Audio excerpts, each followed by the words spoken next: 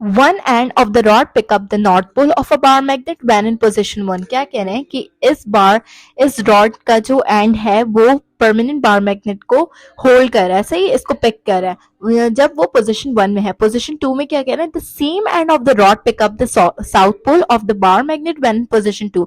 जब position two में है तब भी जिस जो सेम एंड है उसका वो उसके साउथ पोल को पिक कर रहा है। यहाँ पे नॉर्थ पोल को पिक कर रहा था, यहाँ पे साउथ पोल को पिक कर रहा है। इससे हमें क्या पता चलता है कि एक मैग्नेटिक मटेरियल है, क्योंकि इसमें रिपल्जन नहीं हो रही, इसमें दोनों साइड से अट्रैक्शन हो रही है, सही। Which material is the rod made from and what is the pole at end P of the rod when in position one. क्या कह रहे हैं, इसमें हमें दो चीजें बतानी है कि किस मटेरियल से बना है ये रॉड, और जो पी पे है पोजीशन, पी पे क्या पोजीशन है, सॉरी पी पे कौन सा पोल है, सही है ना। तो अगर हम देखें तो इसने यहाँ पे नॉर्थ को उठाया, तो पी पे कौन सा पोल होगा, साउथ पोल होगा, सही है। अब यहाँ पे देखते हैं मटेरियल कौन सा है, आयरन, और पोल कौन सा है, नॉर्थ पोल है। सेकंड वन में क्या लिखा हुआ है, iron and south pole, so the answer is B. क्योंकि देखिए हमने क्या देखा कि सॉफ्ट मैग्नेटिक मटेरियल है इसलिए आयरन, और इसका पोल कौन सा है, इसका पोल है साउथ पोल, क्योंकि इसने नॉर्थ पोल को पिक किया है। A metal ring screens a piece of equipment from a magnetic field. अब मैग्नेटिक स्क्रीन से ही स्क्रीनिंग से ही हमारे माइंड में कौन सा मैग्नेटिक मटेरियल आता है, आयरन, सही। अब क्या कह रहे हैं, इक्विपमेंट ये रहा जो कि सेंसिटिव है और मेटल रिंग है। अब क्या कह रहे हैं, which metal should be use for the ring, कौन सा यूज होगा, आयरन होगा। अब आयरन दो जो है ना, दो स्टेटमेंट्स में आयरन आयरन आ रहा है, तो हम इसको रीड करेंगे कि कौन सा करेक्ट है।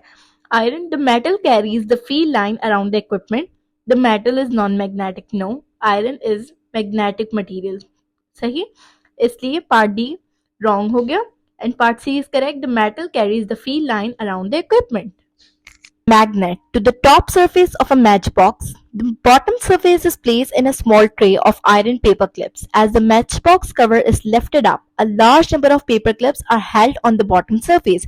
जब एक मैच बॉक्स के ऊपर मैग्नेट को प्लेस किया गया तो पेपर क्लिप्स जो है उससे अट्रैक्ट हो गए। Sheet of metal are placed inside the match box cover between the magnets and the paper clips. जब एक शीट को, एक मेटल शीट को मैग्नेट और पेपर क्लिप्स के दरमियान रखा गया तो क्या हुआ, व्हेन शीट एक्स को, जब शीट एक्स को प्लेस किया गया तब पेपर क्लिप्स अटैच रहे। When sheet X is placed inside the paper clips stay attached. When sheet Y is placed inside all the paper clips fall of.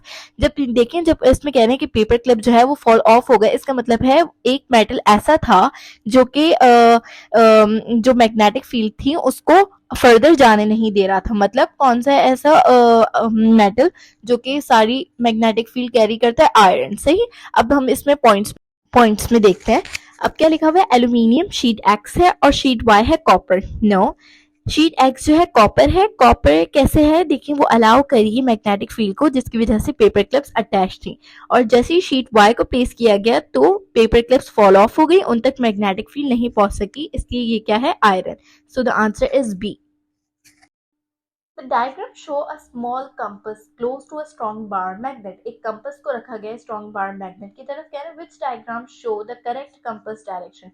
कौन C diagram जो है ना, जिसमें कौन सी डायग्राम में कंपस डायरेक्शन बिल्कुल correct है। ए में देखा जाए साउथ से एंटर होती है, नॉर्थ से आउट होती है।